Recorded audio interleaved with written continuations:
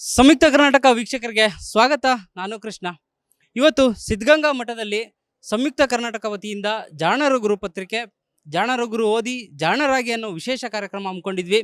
ಈ ಜಾಣರ ಗುರುವಲ್ಲಿ ಜಾಣರನ್ನ ತಿದ್ದಿ ತೀಡುವಂಥ ಭವಿಷ್ಯದ ಶಿಕ್ಷಕರು ನಮ್ಮ ಜೊತೆಗಿದ್ದಾರೆ. ಅವ್ರನ್ನ ಮಾತಾಡ್ಸ್ತಾ ಹೋಗ್ತೀನಿ. ಮೇಡಮ್, ನಿಮ್ಮ ಹೆಸರೇನು? ನನ್ನ ಹೆಸರು ಚೈತ್ರ ಅಂತ. ಮೇಡಮ್, ಜಾಣರ ಗುರು ಪತ್ರಿಕೆನ ನೀವು ಓದಿದ್ದೀರಾ, ಹೇಗೆ ಅನ್ನಿಸ್ತಿದೆ? ಓದಿವಿ, ಚೆನ್ನಾಗಿದೆ, ಎಲ್ಲ ವಿಷಯಗಳನ್ನು ಒಳಗೊಂಡಿದೆ. ಮುಂದೆ ನಾವು ಯಾವುದೇ ಎಕ್ಸಾಮ್ ಫೇಸ್ ಮಾಡ್ಬೋದು ಇದರಿಂದ ಅಂತ ನನ್ನ ಅನಿಸಿಕೆ. ಪತ್ರಿಕೆನ ಓದ್ಬೇಕಾದ್ರೆ ನಿಮ್ಗೆ ಏನು ಅನ್ಸುತ್ತೆ? ಅಂದರೆ ಈಗಿನಲ್ಲಿ SLC ಒಂದು ಸ್ವಲ್ಪ ಟಫ್ ಇದೆ. ಅದರಲ್ಲಿ ಬರುವಂಥ ಕ್ವಶನ್ ಆನ್ಸರ್ಗಳನ್ನ ಚೆನ್ನಾಗಿ ಓದ್ಕೊಂಡ್ರೆ ಪರ್ಸೆಂಟೇಜೂ ಚೆನ್ನಾಗಾಗ್ಬೋದು. PUCದು ಎಲ್ಲ ಇದ್ದಾವೆ, CT ನೀಟಿ ಇನ್ನೂ ಹೋದರೆ ಚೆನ್ನಾಗಿರುತ್ತೆ. ಸೊ ಜಾಣರುಗಳು ಪತ್ರಿಕೆ ಅಂದರೆ ಇದರಲ್ಲಿ ಎಲ್ಲ ಸ್ವಲ್ಪ ಜನರಲ್ ನಾಲೆಜು, ಬೇಸಿಕ್ಸ್ ನಾಲೆಜು ಅಂತ ಎಲ್ಲ ಜಾಸ್ತಿ ಇದೆ, ಚೆನ್ನಾಗಿದೆ. ಇದರಲ್ಲಿ ಸ್ವಲ್ಪ ನಾವು ಓದೋದ್ರಿಂದ ಯೂಸ್ ಆಗುತ್ತೆ ಅಂತ ಅನ್ಕೋಬೋದು ಜನರಲ್ ನಾಲೆಜ್ ಅಷ್ಟೇ. ಮತ್ತು ಮಕ್ಕಳಿಗೆ ಮತ್ತೆಲ್ಲ ಯುಟಿಲೈಸ್ ಮಾಡಿಸಿ ಅರ್ಥ ಮಾಡ್ಕೋಬೋದು. ಓಕೆ, ನೀವು ಟೀಚರ್ ಅಂತ ಜಾಣರ ಗುರುನ ಓದ್ತಾ ಇದ್ದೀರಾ, ನೀವು ಒಳ್ಳೆ ಸ್ಟೂಡೆಂಟ್ ಅಂತ ಓದ್ತಾ ಇದ್ದೀರಾ? ನಾವು ಟೀಚರ್ ಅಂತಲೇ ಓದ್ತಾ ಇರೋದು, ಬಟ್ ಸ್ಟೂಡೆಂಟ್ಸಿಗೆ ಮತ್ತೆ ಅರ್ಥ ಮಾಡಿಸ್ಬೇಕಂತ ಓದ್ತೀವಿ. ಯಾಕೆಂದ್ರೆ ಒಬ್ಬ ಟೀಚರ್ ಕೂಡ ಒಬ್ಬ ಒಳ್ಳೆ ಸ್ಟೂಡೆಂಟ್ ಆಗಿರ್ತಾನೆ. ಹೌದು ಸರ್, ಟೀಚರ್ಸ್ ಆಗಲೇಬೇಕಂತ ಓದ್ತಿದ್ದೀವಿ. ಟೀಚರ್ಸ್ ಬೇಸಿಕ್ ನಾಲೆಜ್ ಓದ್ಸೋಕಂತ ಓದ್ತಿದ್ವಿ, ನಮ್ಮ ನಾಲೆಜ್ ಬೆಳೆಸ್ಕೊಳ್ಳೋಕ್ಕಂತಾನೆ ಈ ಸಂಯುಕ್ತ ಕರ್ನಾಟಕ ಪತ್ರಿಕೆ. ಓಕೆ, ಜಾಣರ ಗುರು ಓದಿದ್ರೆ SLC ಅಥವಾ PUC ಮಕ್ಕಳು ಎಷ್ಟು ಮಾರ್ಕ್ಸ್ ಸ್ಕೋರ್ ಮಾಡ್ಬೋದು? ಆಲ್ಮೋಸ್ಟ್ 80% ಮಾಡ್ಬೋದು, 70-80% ಮಾಡ್ಬೋದು ಈ ಪತ್ರಿಕೆಗಳನ್ನ ಓದಿದ್ರೆ. 80% ಸುಲಭವಾಗಿ ಮಾಡ್ಬೋದಾ, ಕಷ್ಟಪಟ್ಟು ಮಾಡ್ಬೋದಾ ಓದೋದು? ಹಾರ್ಡ್ ವರ್ಕ್ ಮಾಡಿದರೆ ಮಾಡ್ಬೋದು. ನಿಮ್ಮ ಹೆಸರು? ಯಶಸ್ವಿನಿ ನೀವು ಜಾಣರ ಗುರು ಪತ್ರಿಕೆನ ಓದ್ತೀರಾ? ಸರ್, ಓದ್ತಿದ್ದೀವಿ. ನಮಗಿದ್ರಿಂದ ಸ್ಪರ್ಧಾತ್ಮಕ ಪರೀಕ್ಷೆ ಅಂದರೆ TETಗೆ ತುಂಬ ಹೆಲ್ಪ್ ಆಗುತ್ತೆ. ಇನ್ನೂ ತುಂಬ ವಿಜ್ಞಾನ ವಿಷಯಗಳು, ಸಾಮಾನ್ಯ ಜ್ಞಾನ, ಇನ್ನೂ ತುಂಬ ಕ್ವಶನ್ಗಳು ಇದರಲ್ಲಿ ಹಾಕ್ಬೇಕಂತ ಕೇಳ್ಕೊತೀನಿ. Thank you. ಎಲ್ಲಮ್ಮ ಸರ್, ಈ ಪೇಪರ್ ಓದೋದ್ರಿಂದ ಭಾಳ ಉಪಯುಕ್ತ ಆಗುತ್ತೆ ಸರ್. 10th ಮತ್ತು PUCಗೆ ಏನು ಕ್ವಶನ್ ಪೇಪರ್ ಇರ್ತಾವಲ್ಲ ಸರ್, ಆದ್ರೆ ಇದ್ರಾಗೆ ಕ್ವಶನ್ ವಿತ್ ಆನ್ಸರ್ ಕೊಟ್ಟಿರ್ತಾರೆ. ಕಾಂಪಿಟೇಟಿವ್ ಫೀಲ್ಡ್ ಬಂತಂದರೆ ನಾವು ಮ್ಯಾಗ್ಜಿನ್ ತಗೋ ಅವಶ್ಯಕತೆನೇ ಇಲ್ಲ, ಯಾಕಂದರೆ ಪ್ರಚಲಿತ ಏನು ಘಟನೆಗಳು ಇರ್ತಾವೆ ಎಲ್ಲನೂ ಕೊಟ್ಟಿರ್ತಾರೆ. ಮತ್ತು TETಗೆ ಏನು ಬೇಕಾಗ್ತಾವೆ ಸಬ್ಜೆಕ್ಟ್ ವೈಸ್ ಸೈಕಾಲಜಿ, ಕನ್ನಡ ಈ ಥರ ಡೈಲಿ ಕೊಟ್ಟಿರ್ತಾರೆ ಸರ್. ಮತ್ತು KSETಗೂ ಚೆನ್ನಾಗಿ ಕೊಟ್ಟಿರ್ತಾರೆ ಸರ್. ಕಾಂಪಿಟೇಟಿವ್ ಎಕ್ಸಾಮ್ ಏನೇನು ನಮ್ಗೆ ಬೇಕು, ಮೆಂಟಲ್ ಎಬಿಲಿಟಿ ಆಗಿರ್ಬೋದು, ಸೈನ್ಸು, ಜಿಯೋಗ್ರಫಿ, ಪ್ರತಿಯೊಂದು ಸಬ್ಜೆಕ್ಟ್ ಬಗ್ಗೆ ಕೂಡ ಸವಿಸ್ತಾರವಾಗಿ ಕೊಟ್ಟಿರ್ತಾರೆ ಸರ್. ನಾವು ಯಾವುದೇ ಮ್ಯಾಗ್ಝೀನು, ಕ್ವಶನ್ ಬ್ಯಾಂಕ್ ತಗೋ ಅವಶ್ಯಕತೆ ಇಲ್ಲ ಅನ್ಸುತ್ತೆ ಸರ್ ಈ ಪೇಪರ್ ಓದೋದ್ರಿಂದ.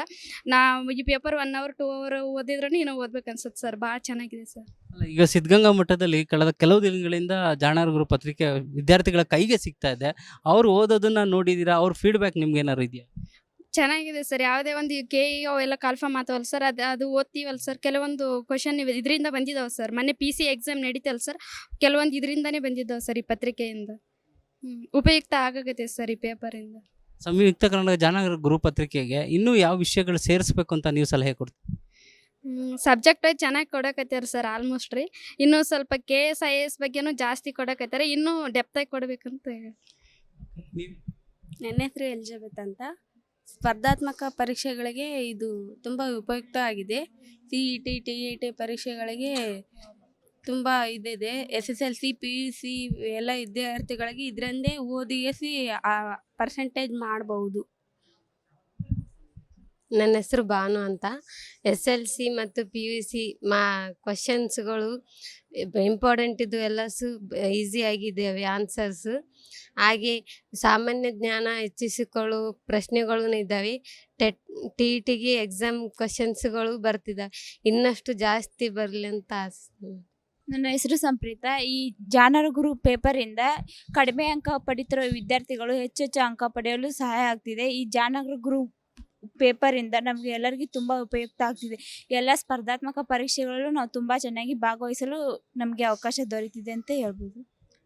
ಈಗ ಕಲಿಯುವಂಥ ಹೊಸ ವಿಷಯಗಳಾಗಲಿ, AI ಟೆಕ್ನಾಲಜಿ ಬಗ್ಗೆ ತಿಳ್ಕೊಳ್ಳೋದಾಗಲಿ, ಅಂಥ ಹೊಸ ವಿಷಯಗಳನ್ನ ಈ ಪತ್ರಿಕೆಯಲ್ಲಿ ಓದಿದಾಗ ಸ್ಟೂಡೆಂಟ್ಸ್ಗಳಿಗೆ ಎಷ್ಟು ಅನುಕೂಲ ಆಗುತ್ತೆ? ತುಂಬ ಉಪಯೋಗ ಆಗುತ್ತೆ ಸರ್. ಎಷ್ಟೋ ಬಡ ವಿದ್ಯಾರ್ಥಿಗಳಿಗೆ ಮೊಬೈಲ್ ಇರೋದಿಲ್ಲ, ಅಂಥ ವಿದ್ಯಾರ್ಥಿಗಳಿಗೆಲ್ಲ ಈ ಪೇಪರ್ ತುಂಬ ಅನುಕೂಲವಾಗಿದೆ ಸರ್. ಮೊಬೈಲ್ ಜಾಸ್ತಿ ಯೂಸ್ ಮಾಡಬಾರ್ದು ಅಂತಲೇ ಮೊಬೈಲ್ ಕೊಟ್ಟಿಲ್ಲ ಸಿದ್ಧಗಂಗಾ ಮಠದಲ್ಲಿ. ಹಾಂ ಸರ್, ಅಂಥ ಎಲ್ಲ ವಿದ್ಯಾರ್ಥಿಗಳಿಗೂ ಈ ಪೇಪರ್ ತುಂಬಾ ಉಪಯುಕ್ತ ಆಗಿದೆ ಸರ್. ನನ್ನ ಹೆಸರು ಮಮತಾ. ಇದು ಜಾಣರ ಗುರು ಸಂಯುಕ್ತ ಕರ್ನಾಟಕ ಈ ಪೇಪರ್ ಓದೋದ್ರಿಂದ SSLC ಮಕ್ಕಳು ಹಾಗೂ ನಮ್ಮ ಡಿ ಎಡ್ ವಿದ್ಯಾರ್ಥಿಗಳಿಗೂ ಬಹಳ ಅನುಕೂಲವಾಗ್ತಾ ಇದೆ. ಇನ್ನೂ ಹೆಚ್ಚು ಕ್ವಶನ್ಗಳನ್ನು ಇದು ಹಾಕ್ಬೇಕಂತ ಆಸೆ ಪಡ್ತೀನಿ. ಅಲ್ಲ, ಈಗಿರೋ 8 ಪುಟದಲ್ಲಿ 8 ಪುಟ ಜಾಣರ ಗುರುನು ದಿನ ಓದಿದ್ರೆ ಬಹಳಷ್ಟು ಮಾಹಿತಿ ಸಿಗುತ್ತೆ. ಅದು 8 ಪುಟನೂ ವಿದ್ಯಾರ್ಥಿಗಳು ಓದೋದು ಬಹಳ ಮುಖ್ಯ ಅಲ್ಲ? ಓದೋದು ಭಾಳ ಮುಖ್ಯ. 2 ಅವರಲ್ಲಿ ಓದ್ತಾರೆ ಓದೋರು. ಇನ್ನು ಚೆನ್ನಾಗಿ ಓದ್ಬೇಕು ಅಂತಂದರೆ ಒಬ್ಬೊಬ್ಬರು 3 ಅವರ್ ತಗೊಂತಾರೆ. ದಿನ ಓದೋ ಅಭ್ಯಾಸ ಇದ್ರೆ 3 ಅವರ್ 2 ಅವರ್ ಬೇಕಾಗಲ್ಲ ಒಂದು ಪತ್ರಿಕೆ ಓದಕ್ಕೆ. ಡೈಲಿ ಓದಿದ್ರೆ 1 ಅವರಲ್ಲಿ ಓದ್ಬೋದು. Thank you. ಕಾಂಪಿಟೇಟಿವ್ ಎಕ್ಸಾಮ್ಸ್ ಎಲ್ಲ ಚೆನ್ನಾಗಿದ್ದಾವೆ. ಆಮೇಲೆ KET ಮತ್ತು KSET ಅದಕ್ಕೆಲ್ಲ ಯೂಸ್ ಆಗ್ತಿದ್ದಾವೆ. ಆಮೇಲೆ ಅದಲ್ದಲೇ ನಮ್ಮ ಇತಿಹಾಸದ ಬಗ್ಗೆನೂ ಸಹ ತಿಳ್ಕೊಬೋದು. ಒಂದು ವೈಜ್ಞಾನಿಕವಾಗಿ ಏನೇನು ನಾವು ತಿಳ್ಕೊಬೇಕು ಅವೆಲ್ಲ ಲಾಸ್ಟ್ ಪೇಜಲ್ಲಿ ಕೊಟ್ಟಿದ್ದಾರೆ. ಇಲ್ಲಿ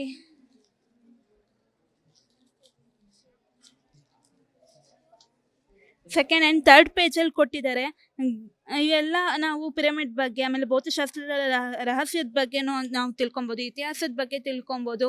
ಎಷ್ಟೋ ವಿದ್ಯಾರ್ಥಿಗಳಿಗೆ ಇದರಿಂದ ಸಂಯುಕ್ತ ಕರ್ನಾಟಕ ಪೇಪರಿಂದ ಯೂಸ್ ಆಗ್ತಿದೆ ನಮಗೆಲ್ಲ. Thank you. Thank you. ನನ್ನ ಹೆಸರು ನೂತನ್ ಅಂತ. ಇದು ಜಾನರ ಗುಣ ಸಂಯುಕ್ತ ಕರ್ನಾಟಕ ನಂತರ ತುಂಬ ಚೆನ್ನಾಗಿ ಬರುತ್ತೆ.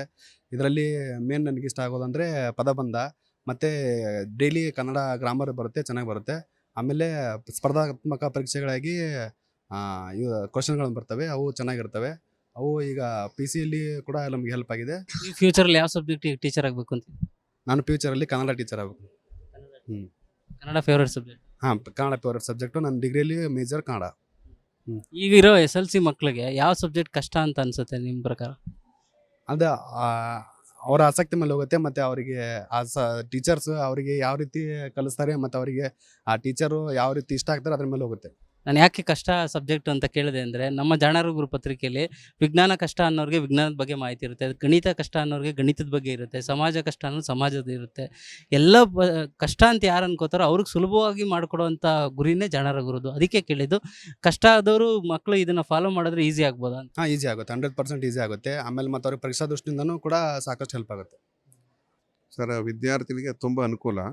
ನಮ್ಮ ಮಠದಲ್ಲಿ ಕೊಡ್ತಾರೆ ಅಂದಾಗ ಭಾಳ ಖುಷಿಪಟ್ಟೆ. ತಿರ್ಗಾ ನಮ್ಮ ಪೂಜ್ಯರಿಗೆ ನಾನು ಕೇಳಿಕೊಂಡೆ, ನಮ್ಮ D.Ed ವಿದ್ಯಾರ್ಥಿಗಳಿಗೆ ಇದು ಭಾಳ ಮುಖ್ಯವಾಗಿ TET ಮತ್ತು CET ಅಂತ ಇದೆ. TETನಲ್ಲಿ ಏನು ಪ್ರಶ್ನೆಗಳು ಬರ್ತವೆ, ಆ ಪ್ರಶ್ನೆಗಳೆಲ್ಲ 1ನೇ ತರಗತಿಯಿಂದ 10ನೇ ತರಗತಿ ಪಠ್ಯಪುಸ್ತಕದಲ್ಲಿರ್ತಕ್ಕಂಥ ವಸ್ತುಗಳೇ ಅಂದರೆ ವಿಷಯನೇ ಅಲ್ಲಿ ಬರೋದ್ರಿಂದ ಇದು ನಮ್ಮ ಮಕ್ಕಳಿಗೆ ಭಾಳ ಅನುಕೂಲ ಆಗುತ್ತೆ, ಕೊಡಿಸ್ಕೊಡಿ ಅಂತ ಅಂದೆ. ಎಲ್ಲ ಮಕ್ಕಳು ಓದ್ಕೊಂಡು ಅವರೆಲ್ಲರಿಗೂ ಒಂದೊಂದು ಟ್ಯಾಗ್ ಹಾಕ್ಕೊಂಡು ಮಂತ್ ವೈಸ್ ಇಟ್ಕೊಳ್ಳಿ ಅಂತ ಹೇಳಿದ್ವಿ. ಸೊ ಅವರೆಲ್ಲ ಪ್ರತಿದಿನ ಇದು ಅಧ್ಯಯನ ಮಾಡಿ ಈಗ ಅವರು ಏನು ಮುಂದೆ ಬರ್ತಕ್ಕಂಥ ಪರೀಕ್ಷೆಗಳಿದ್ದಾವೆ, ಸ್ಪರ್ಧಾತ್ಮಕ ಪರೀಕ್ಷೆಗಳು ಭಾಳ ಮುಖ್ಯವಾಗಿ ಇವತ್ತೇನಪ್ಪ ಅಂದರೆ ಸ್ಪರ್ಧಾತ್ಮಕ ಪರೀಕ್ಷೆಗಳಿಂದನೇ ವಿದ್ಯಾರ್ಥಿಗಳಿಗೆ ಉದ್ಯೋಗ ಸಿಗೋದ್ರಿಂದ ಅವರು ಈ ಹಂತದಲ್ಲೇ ತಯಾರಾಗೋದ್ರಿಂದ ಅವ್ರಿಗೆ ಎಲ್ಲ ಮುಂದೆ ಉದ್ಯೋಗ ಸಿಗ್ತಕ್ಕಂಥ ಒಂದು ಶಕ್ತಿ ಅವರಲ್ಲಿ ಬೆಳೀತದೆ ಅಂತಕ್ಕಂಥ ಒಂದು ಅಭಿಲಾಷೆ ಇದೆ. ಹಾಗಾಗಿ ನಾವು ಈ ಏನು ಪತ್ರಿಕೆ ನಮ್ಮ ಕಾಲೇಜಿಗೆ ಕೊಡ್ತಾ ಇದ್ದಾರೆ, D.Ed ಕಾಲೇಜಿಗೆ, ನಾನು ಈ ಒಂದು ಸಂಯುಕ್ತ ಕರ್ನಾಟಕ ಮತ್ತು ಆ ಸಂಸ್ಥೆಯ ಒಳಗದವರಿಗೆ ಎಲ್ರಿಗೂ ಸಹ ನಮ್ಮ ಕಾಲೇಜಿನ ಪರವಾಗಿ, ನಮ್ಮ ಸಂಸ್ಥೆಯ ಪರವಾಗಿ ಹೃತ್ಪೂರ್ವಕ ಧನ್ಯವಾದಗಳನ್ನು ಸಮರ್ಪಿಸುತ್ತೇನೆ. ಸರ್, ಈ ಡಿಜಿಟಲ್ ಯುಗದಲ್ಲಿ ಪತ್ರಿಕೆಗಳನ್ನ ಓದೋದಕ್ಕೆ ಕೆಲವರು ಹಿಂದೇಟ್ ಆಗ್ತಾರೆ. ಮೊಬೈಲ್ ಇಟ್ಕೊಂಡು ರೀಲ್ಸು ಶಾರ್ಟ್ಸ್ ನೋಡ್ಕೊಂಡಿರ್ತಾರೆ. ಪತ್ರಿಕೆಗಳನ್ನ ಓದೋದನ್ನು ಮಿಸ್ ಮಾಡ್ಕೊಳ್ಳೋಂಥ ವಿದ್ಯಾರ್ಥಿಗಳಿಗೆ ನೀವೇನು ಹೇಳೋಕ್ಕೆ ಇಷ್ಟಪಡ್ತೀವಿ? ನಾವು ಹೇಳ್ತೀವಿ, ಏನು ನಮ್ಮಲ್ಲಿ ಒಂದು ಹೊಸ ಘೋಷಣೆ ಆಗಿದೆ, ಏನು ಮೊಬೈಲ್ ಬಿಡಿ ಪುಸ್ತಕ ಇಡಿ ಅಂತ ಒಂದು ಹೊಸ ಘೋಷಣೆ ಪ್ರಯುಕ್ತ ನಾವಿವತ್ತು ಈ ಪತ್ರಿಕೆ ಕೊಟ್ಟಿರೋದ್ರಿಂದ ಎಲ್ಲ ಮಕ್ಕಳು ಕಡ್ಡಾಯ ಓದಬೇಕು ಅಂತ ಹೇಳ್ತಾ ಇದ್ದೀವಿ. ಏನು ಪತ್ರಿಕೆ ಓದೋದ್ರಿಂದ ಅವ್ರಿಗೆ ಪರಿಪೂರ್ಣವಾದ ಜ್ಞಾನ, ಶಬ್ದ ಭಂಡಾರ ಹೆಚ್ಚಾಗಿ ಹೆಚ್ಚಿನ ಜ್ಞಾನ ಹೆಚ್ಚಾಗುತ್ತೆ ಅನ್ನೋ ದೃಷ್ಟಿಯಿಂದ ನಾವು ಮಕ್ಕಳಿಗೆ ಮೊಬೈಲ್ನ ನಿಷೇಧನೆ ಮಾಡಿದ್ದೀವಿ. ನಮ್ಮ ಕ್ಲಾಸಲ್ಲಿ ಬಳಸೋಂಗಿಲ್ಲ, ಏನೋ ಎಮರ್ಜೆನ್ಸಿ ಹಾಸ್ಟೆಲಲ್ಲಿ ಮತ್ತು ಮಾತ್ರ ಇಟ್ಕೊಳೋದಕ್ಕೆ ವ್ಯವಸ್ಥೆ ಮಾಡಿದ್ದೀವಿ. ಯಾವುದೇ ತರಗತಿ ಅವಧಿನಲ್ಲಿ ಅವ್ರು ಬಳಸೋಂಗಿಲ್ಲ. ಹೆಚ್ಚು ಬಳಸಬೇಡಿ ಅಂತ ಹೇಳ್ತಾ ಇದ್ದೀವಿ ನಾವು. ಡಿಜಿಟಲ್ ಯುಗ ಅಂದರೆ ಡಿಜಿಟಲ್ ಅಂದರೆ ಮೀನ್ಸ್ ಮೊಬೈಲ್ನ. ಉಳಿದಂತೆ ನಾವು ನಮಗೂ ಒಂದು ಕಂಪ್ಯೂಟರ್ ಕೋರ್ಸ್ ಇದೆ, ಒಂದು ಸಬ್ಜೆಕ್ಟ್ಸ್ ಇದೆ. ಅದರಲ್ಲಿ ನಾವೆಲ್ಲ ಏನೇನು ಕಂಪ್ಯೂಟರ್ ಬಳಕೆ ಮಾಡ್ಕೊಂಡು ಹೊಸ ಮಾದರಿಯಲ್ಲಿ ಶಿಕ್ಷಣ ಕೊಡ್ತಕ್ಕಂಥ ತಂತ್ರಜ್ಞಾನ ನಾವು ಮಕ್ಕಳಿಗೆ ಕಲಿಸ್ತೀವಿ. ಅದ್ರ ನಡುವಿನಲ್ಲಿ ಪತ್ರಿಕೆಯಲ್ಲಿ ಅವರು ಕಲಿತಾಗ ನೇರವಾಗಿ ಅನುಭವ ಅವ್ರಿಗೆ ದೊರೀತಾ ಹೋಗುತ್ತೆ. ಪತ್ರಿಕೆಯಲ್ಲಿ ಓದಿದ್ದು ಮಾತ್ರ ಜ್ಞಾನ ತಲೆಯಲ್ಲಿ ಉಳಿಯುತ್ತೆ, ಮೊಬೈಲಲ್ಲಿ ನೋಡೋ ಶಾರ್ಟ್ಸ್ಗಳು ಯಾವುದು ತಲೆಯಲ್ಲಿ ಉಳಿಯಲ್ಲ ಅಂತಿದ್ದೀರಾ? ಹೌದೌದು.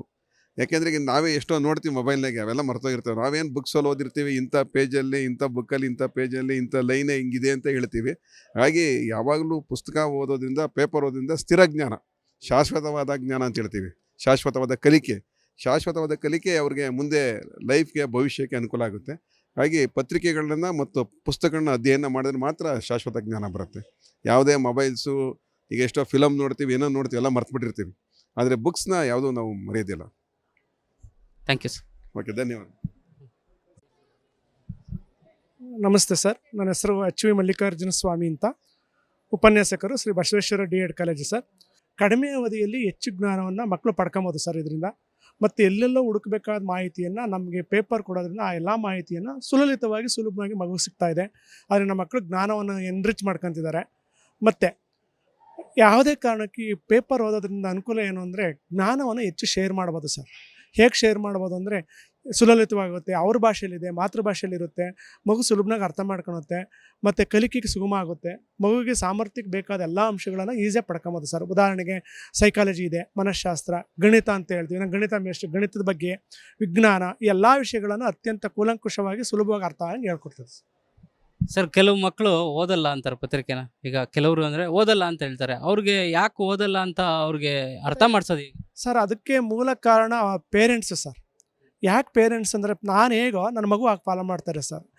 ನಾನು ಹೇಗೆ ಮೊಬೈಲ್ ಬಳಸ್ತಾರೆ, ಮಗುನೂ ಮೊಬೈಲ್ ಬಳಸ್ತಾರೆ. ಆದರೆ ನಾನು ಓದೋದು ಅಭ್ಯಾಸ ಆದರೆ ನನ್ನ ಜೊತೆ ಇರೋ ಮಕ್ಕಳುಗಳು, ನನ್ನ ಜೊತೆ ಶಾಲೆಯಲ್ಲಿರೋ ವಿದ್ಯಾರ್ಥಿಗಳು ಟೀಚರನ್ನು, ಪೇರೆಂಟ್ಸನ್ನು ಫಾಲೋ ಮಾಡ್ತಾರೆ. ಆದರೆ ನಾನು ಜ್ಞಾನದಿಂದ ದೇವಿಗೆ ಪಡಿಬೇಕು ಅಂದರೆ ಓದಬೇಕು ಸರ್, ಅನುಸರಿಸ್ತಾರೆ ಸರ್. ಅದಕ್ಕೆ ನಾವು ಕಣ್ಣಾರ ನೋಡಿದ್ದು ಜ್ಞಾನ ಉಳಿಯುತ್ತೆ, ಕಿವಿಯಾರ ಕೇಳಿದ ಸ್ಪಷ್ಟವಾಗಿರುತ್ತೆ ಸರ್. ಅದಕ್ಕೆ eye is more powerful than the ear ಅಂತ. ಆದ್ದರಿಂದ ಯಾವುದೇ ಕಾರಣಕ್ಕೆ ಮಗುಗೆ ನಾನು ಏನು ಮಾಡ್ತೀನೋ ಅದನ್ನು ನಾನು ಹೇಳಿದ್ದು ಕೇಳಲ್ಲ ಸರ್. ಮಗು ನಾನು ಮಾಡೋದು ಮಾಡ್ತದೆ. ಆದರೆ ನಾನು ಆ ಸಿದ್ಧತೆಯಲ್ಲಿ ಪುಸ್ತಕ ಓದೋದು, ಪೇಪರ್ ಓದೋದು, ನ್ಯೂಸ್ ಓದೋದು ನಾನು ನೋಡಿ ನನ್ನ ಮಗುನೂ ಅದೇ ಥರ ಫಾಲೋ ಮಾಡ್ತಾನೆ ಸರ್. ಸರ್, ಸಂಯುಕ್ತ ಕರ್ನಾಟಕ ಪತ್ರಿಕೆ, ದಿನಪತ್ರಿಕೆ ಮತ್ತು ಜಾಣರ ಗುರು ಪತ್ರಿಕೆ, ಆ ಪತ್ರಿಕೆ ವಿಷಯಗಳ ಬಗ್ಗೆ ಏನು ಹೇಳಿ ಸರ್? ವಿಷಯ ಮಗುಗೆ ಆಯಾಯ ಹಂತಕ್ಕೆ ಏನೇನು ಬೇಕೋ ಆ ಮಾಹಿತಿ ಸಮರ್ಪಕವಾಗಿ ಒದಗಿಸ್ತಾ ಇದ್ದೀರಾ ಸರ್ ನೀವು. ಪೇಪರ್ ಚೆನ್ನಾಗಿದೆ, ಪೇಪರಲ್ಲಿರೋ ಎಲ್ಲ ಮಾಹಿತಿನೂ ಸಹ ಮಕ್ಕಳಿಗೆ ಸುಲಭತೆ ಅರ್ಥ ಆಗ್ತಿದೆ. ಆದ್ದರಿಂದ ನಮ್ಮ ಸಂಯುಕ್ತ ಕರ್ನಾಟಕದವ್ರಿಗೆ ವಿಶೇಷವಾಗಿ ಧನ್ಯವಾದ ಹೇಳ್ತೀನಿ ಸರ್.